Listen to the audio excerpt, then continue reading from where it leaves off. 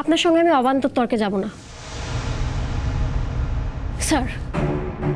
আমি আপনাকে যেটা বলতে চাই সেটা হচ্ছে যে অর্ণা চ্যাটার্জি কিন্তু আজকের দিনে অনিমেষ চ্যাটার্জির কোনো সম্পত্তিরই ওয়ারিশ নন, কোনো সম্পত্তিরই অধিকারিণী নন। ইনফ্যাক্ট অর্ণা এবং প্রত্যুষ দুজনেই খুব ভালো করে জানতেন যে অর্ণার যদি প্রত্যুষের সঙ্গে বিয়ে হতো তাহলে অনিমেষ চ্যাটার্জি ওকে কোনো সম্পত্তি দিতেন না তো ছেড়েই দিন, মানে অর্ণাকে উনি হয়তো ত্যায্যও করতে পারতেন। এটা অর্ণা এবং প্রত্যুষ দুজনেই খুব ভালো করে জানতেন। কাজী প্রত্যুষ সম্পত্তির লোভে অর্ণার সঙ্গে সম্পর্ক তৈরি করেছিল এবং ওকে বিয়ে করতে চেয়েছিল, এটা আমি মেনে নিতে পারছি না স্যার। Objection your honour. যখন উনি নিজে স্বীকার করছেন যে খুনটা উনিই করেছেন, আমার বিপক্ষীয় বন্ধু উনি কি প্রমাণ করতে চাইছেন? যে উনি সৎ, উনি খুনটা করেননি এবং সেটা শুধুমাত্র উনি এই কেসটা নিজে জিতবেন বলে? আপনি বোধহয় আপনার সীমা অতিক্রম করছেন। আপনি যখন জিজ্ঞাসাবাদ করছিলেন এবং জিজ্ঞাসাবাদের সময় প্রায় প্রমাণ করে ফেলেছিলেন যে প্রত্যুষই খুনি, আমি কিন্তু একটাও কথা বলিনি। কাজে এখন যদি আমি প্রমাণ করতে চাই যে প্রত্যুষ খুনি নয়, সারা পৃথিবীর ওপর অভিমান করে প্রত্যুষ এই কথাগুলো বলছে, তখন আপনি দয়া করে আপনার মতামতটা দেবেন না? আমার কাজে দয়া করে আপনি বাধা দেবেন না?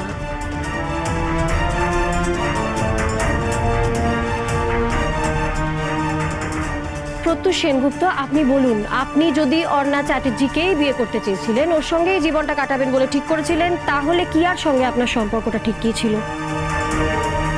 কোনো সম্পর্ক ছিল না, আমি কিয়ার সাথে ফ্লার্ট করতাম।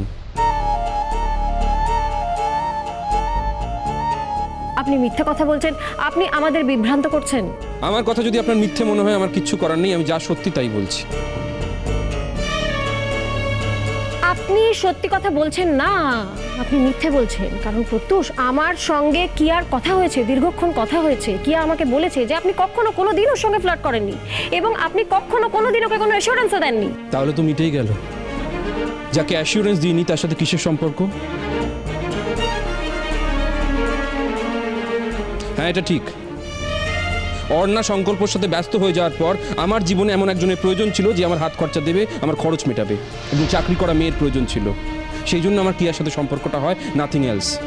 না না, উনি মিথ্যা কথা বলছেন। উনি একটাও সত্যি কথা বলছেন না। আজ অবধি উনি আমার থেকে কোনো রকমের কোনো সাহায্য নেননি, কোনো সাহায্য না।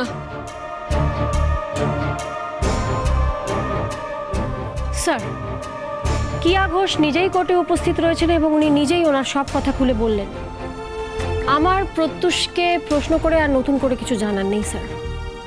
আমি শুধু একটা এমন রায়ের অপেক্ষায় থাকবো যেটা একটি সরল, সাদাসিধে, ভালো মানুষ, শিক্ষিত, নিরীহ এবং সৎ ছেলের গায়ে অপরাধীর তকমা এঁটে দেবে না, শুধুমাত্র তার স্বীকারোক্তির ভুলে স্যার। ধন্যবাদ স্যার। পরবর্তী শুনানির দিন রায় ঘোষণা করব।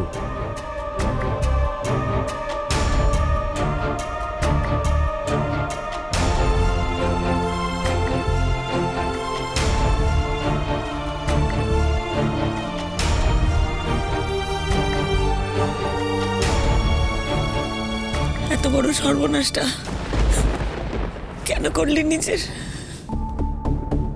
এত করে তোকে বোঝালাম আমি, ইমোশনাল হোস না। এখানে তোর ইমোশনের কোনো দাম নেই, সেই কথা শুনলি না, তাই তো? কেন পেশমশাই? যা সত্যি তাই তো বলেছি। এই মুহূর্তে প্রত্যেকটা মানুষ বিশ্বাস করে আমি সংকল্পকে খুন করেছি। নিজের মুখে এই কথাটা বলছিস, কিন্তু আমি বিশ্বাস করতে পারছি না প্রত্যুষ। কিন্তু এটা যদি সত্যি হয়ে থাকে, তোর নরকেও জায়গা হবে না প্রত্যুষ। চুপ করো তুমি। এই তুমি ভালোবাসো আমার ছেলেকে? তুমি তো ডিঙ্কাকে কোনোদিনও চিনতেই পারোনি। বিদেশ থেকে ফেরার পর কেন ডেকেছিলে আমার ডিঙ্কাকে তোমার জীবনে? কেন? ও তো কোনোদিনও যেতে চাইনি, তুমি জোর করে ওকে ডেকেছো। ডিঙ্কাকে দেখে আজ ওর এত বড় সর্বনাশ কেন করলে তুমি? কেন? ছি ছি অর্ণা, ছি।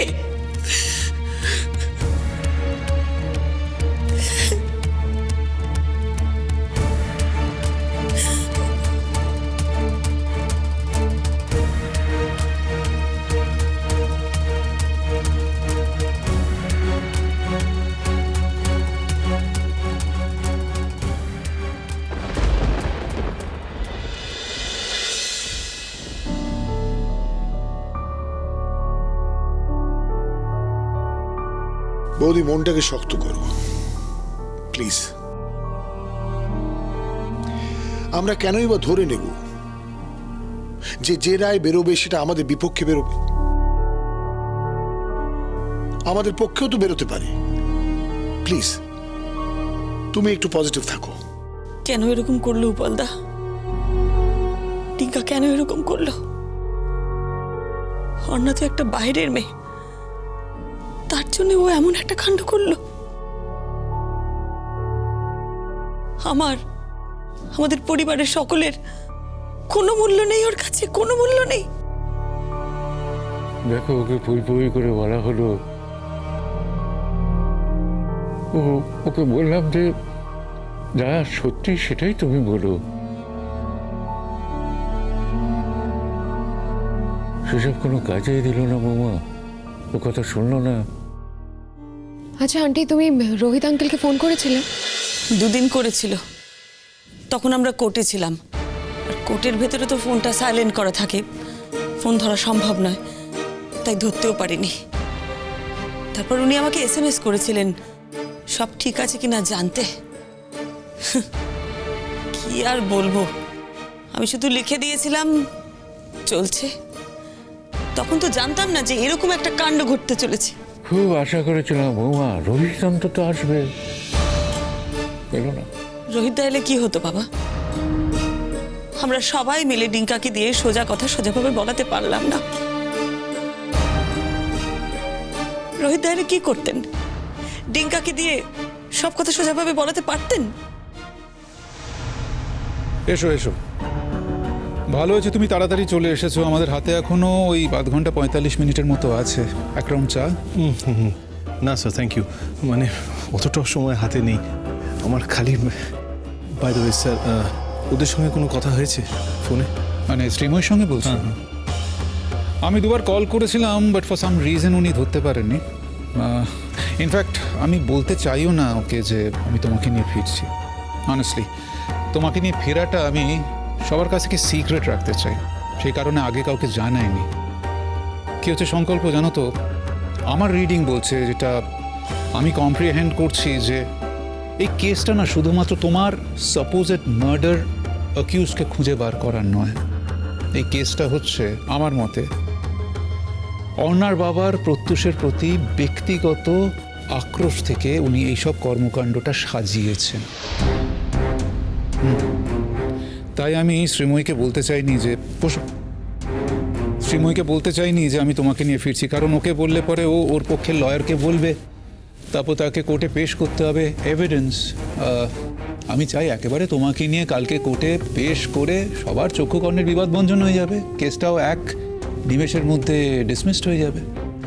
সেই কারণে এত দৌড়ঝাঁপ করে ফ্লাইটের টিকিট ব্যবস্থা করা। এখন তো বুঝতেই পারছো ফ্লাইটের কি অবস্থা, নাম্বার অফ ফ্লাইটস অনেক কমে গেছে। ভাগিস ইউকের সাথে ইন্ডিয়ার একটা এয়ার বাবল ট্রিটি আছে বলে তাও ইনফ্লুয়েন্স খাটিয়ে কয়েকটা টিকিট পাওয়া গেছে। অ্যান্ড অফকোর্স তোমার ভিসাটা, বোসদাকে ধন্যবাদ দেওয়া উচিত, আমাদের খুব তাড়াতাড়ি জোগাড় করে দিয়েছেন উনি। স্যার আমি একটু অন্য কথা ভাবছি, মানে সব কিছু তাড়াতাড়ি শেষ হয়ে গিয়ে রায়দানের তারিখটা চলে আসবে না তো? আমার মনে হয় না ও দেশে এত তাড়াতাড়ি এসব কিছু হয়, বিশেষ করে রায়দানের মতো ঘটনা। আর মহামান্য আদালত যদি রায়দান করেও থাকেন, তাহলে তোমাকে দাঁড় করিয়ে দিলেই তো 1 মিনিটে সেই রায়কে ওভারটার্ন করে দেবে। সুতরাং সেই রায়ের কোনো মূল্যই নেই। আমি ভাবছিলাম অর্ণাকে একবার ফোন করব। তুমি ফোন করোনি তো? না। ভালো। দেখো, তুমি যদি ফোনে বলতে যে তুমি জীবিত আছো, তাহলে সেটা অর্ণা কিভাবে রিসিভ করতো নিউজটা এবং সেই ট্রমাটা হ্যান্ডেল করতে পারতো কিনা আমার যথেষ্ট সন্দেহ আছে। ভালো করেছো তুমি ফোনে জানাওনি। দেখো, মাঝখানে আমি ভেবেছিলাম যে তোমাকে নিয়ে একটা ভিডিও কল করব, যাতে ওটাকে প্রুফ হিসেবে ব্যবহার করতে পারে আদালতে। বাট পরে ভেবে দেখলাম যে দেখো, আজকাল তো ডিজিটালি অনেক কিছু ক্রিয়েট করা যায় এবং আমাদের উকিলকে সেটা প্রমাণ করতে হবে যে ওটা লেজিট, এবং তার জন্য আরও অনেক কাঠখড় পোড়াতে হবে। আর তাছাড়া অপোজিশন লয়ারও এর আগেনস্টে অন্য কোনো রকম স্ট্র্যাটেজি যদি খাড়া করে, সেই সব ভাবনা চিন্তা করে ভাবলাম জটিলতা বাড়িয়ে লাভ নেই, একদম তোমাকে নিয়ে সরাসরি আদালতে পেশ করব। একদম চক্ষুকর্ণের বিবাদ ভঞ্জন হয়ে যাবে, কেসটা এক নিমেষের মধ্যে ধূলিসাৎ হয়ে যাবে। মাঝখানে ফোন করেছিলাম আমি 2 বার, এই বললাম তোমাকে শ্রীময়ীকে, জাস্ট সিচুয়েশনটা গেজ করার জন্য কি অবস্থা। ফোনটা ধরলো না, এই স্ট্রেসের মধ্যে ধরবে কেন বুঝতে পারছি। দেখো সাজানো সংসারটা নষ্ট হয়ে যেতে চলেছে এর মধ্যে। আর এবার বলো তোমার প্ল্যান কি? কিসের প্ল্যান স্যার? মানে তুমি কদিনের জন্য যাচ্ছ? স্যার আমি 3 সপ্তাহের জন্য ভিসা নিয়েছি, দরকার পড়লে বাড়িয়ে নেব। তারপর আর কি, তারপর ফিরে তো আসতেই হবে। ফিরবো অর্ণাকে নিয়ে। আমি সেটাই জানতে চেয়েছিলাম, মানে তুমি শেষমেশ সিদ্ধান্তটা বদলালে।